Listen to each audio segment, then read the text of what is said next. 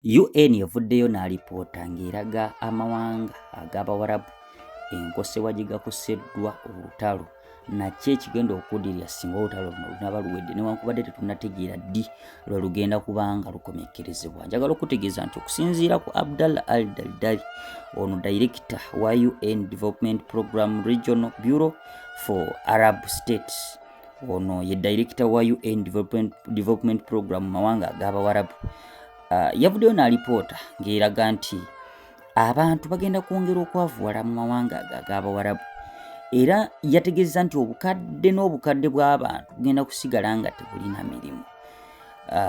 Era UN Development Program alipoota yaayo ku lunaku olwajjo ku Lwokubiri yategeeza nti Gross Domestic Product GDP yakuddirira ebitundu ebiri wakati w'ebisatu ku mukaaga ku buli 100, 3 to 6%. Kitegeeza nti biliyoni dola ziba zigenda kubanga ate zikyuka okuva ku 20 mpaka ku 194. Abdallah Al Daldali bwe yabadde nga annyonnyola era yagambye nti emirimu egiwera ddala miliyoni 3.7 gyalisaanawo abantu bawere emiliyoni bajja kubanga miliyoni 4 batuteeberezebwa okubeera mu miliyoni 4 abanaabeera nga bayagga nga tebalina kyakukola.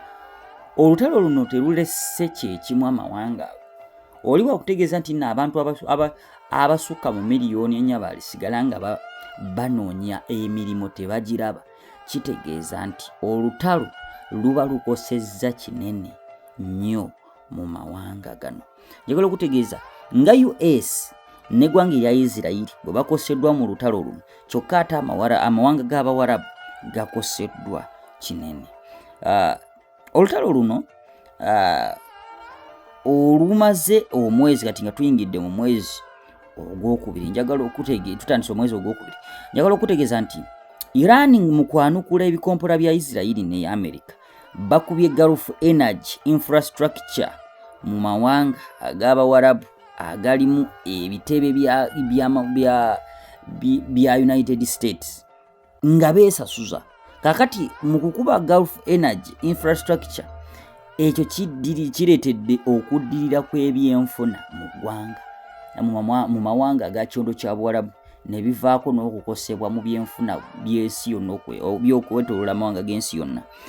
Njagala okutegeeza nti era Iran okwanukula America ne Israel nga baggala olugolomolo lwa Strait of Hormuz.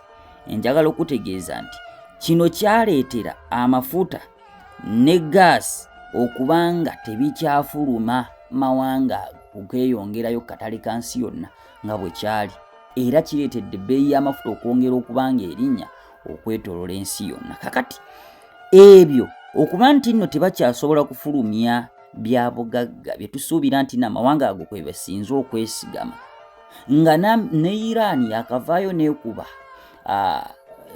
ekifo kya gaasi, ekifo ekisinga obunene mu nsi yonna ekivaamu gaasi asinga okubanga akozesebwa okwetooloola ensi yonna mu ggwanga erya Qatar. Awo nno kyali kyesasuza gaasi Israel gwe yakuba owa Iran ekifo ekyokubiri mu bifo ebirimu gaasi mu kwetooloola ensi yonna. Kakati Iran nayo yeesasuza ng'ekuba ekifo ekyo ekiri mu Qatar, newankubadde gaasi oyo baawula bwawuzi nsalo, naye nga ekitundu ekinene kisinga kuba mu ggwanga erya Qatar. Kakati ebyo byonna bwe biba nga bizze bibeerawo, oli wakugamba nti n'ebyenfuna by'omawanga ago bigenda kuba nga bikka, era abantu bakwongera okwavuwala n'okufiirwa olw'okuba nti bafiiriddwa emirimu. Ekyo tekikwewuunyisa kubanga olutalo tulabye nti lubaddemu okuttattanya ebyenfuna. Ebyenfuna ng'obinaabitattanya osooka bw'omala okukwata ku kiyitibwa amafuta, naddala mu kyondo kya Buwarabu gye tumanyi nti y'ensibuko y'amafuta, awo oba okosezza ebyenfuna eby'ensi okwetooloola akatale k'ensi yonna.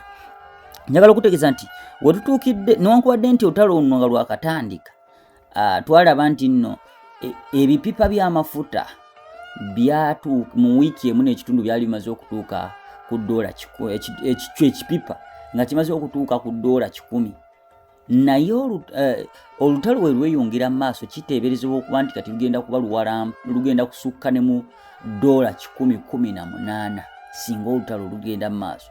Lugenda kuba ekipipa kigenda kubanga kisukka omuwendo gw'ensimbi ogwa $118 era akatale k'ebintu okwetooloola ensi yonna kagenda kubanga kakyuka. Ebbeeyi y'ebintu yakulinnya n'ebintu ebiringa ebyo.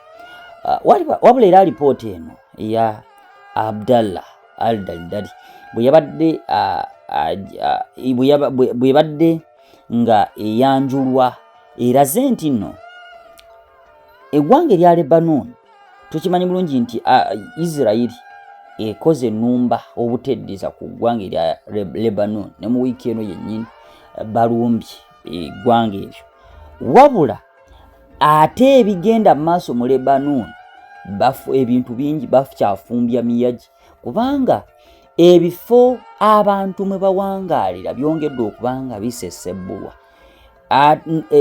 Entambuza y'emirimu ya gavumenti n'obuweereza bwa gavumenti eri abantu ba bulijjo bwongedde okuddirira.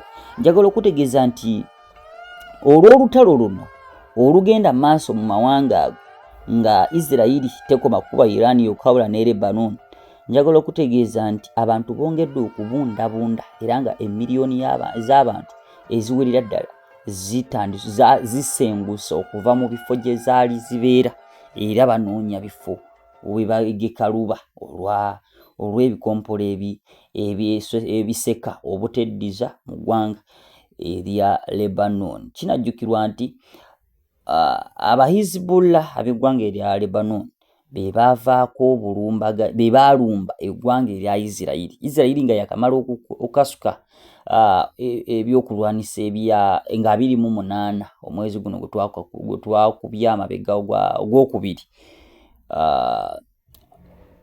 Okwera obulumbaganyi obwo bwe bwafiiramu n'omukulembeze omusukkulumu ow'eggwanga erya Iran.